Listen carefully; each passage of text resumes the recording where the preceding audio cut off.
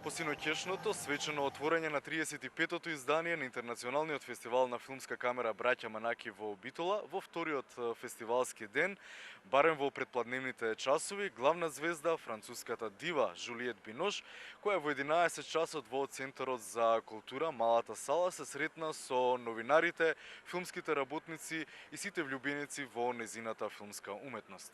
Бидејќи кинематограферите се скромни и нивниот израз е визуелниот, ќе морам јас да зборувам во нивно име и да кажам нешто повеќе за нивната работа зад камерите. Проговори на сцената во Битола лауреатот Жулиет Бинош, чиј настап совршено се вклопи во концептот на фестивалот Браќа Манаки, која слави работата токму на кинематограферите, кои, како што истакна Бинош, се првите со кои една актерка се соочува дали што туку снимената сцена е добра или лоша, додека режисерот е во другата соба гледајќи во мониторот. Непосредна и галантна, Жулиет Бинош е гостин како што може да посака еден филмски фестивал. Таа и денес одвои околу 1 час за дружба со фестивалската публика, чија заинтересираност ги надмина очекувањата.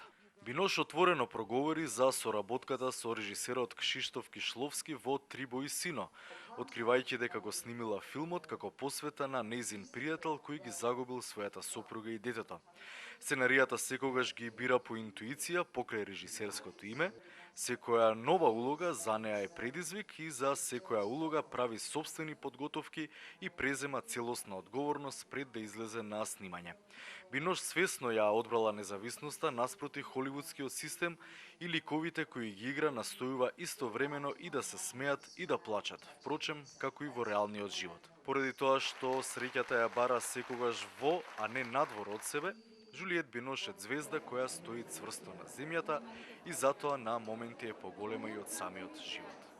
Случувањата на фестивалот Браќа Манаки продолжуваат во 20 часот со премиерата на новиот филм на Столе Попов до Балчак.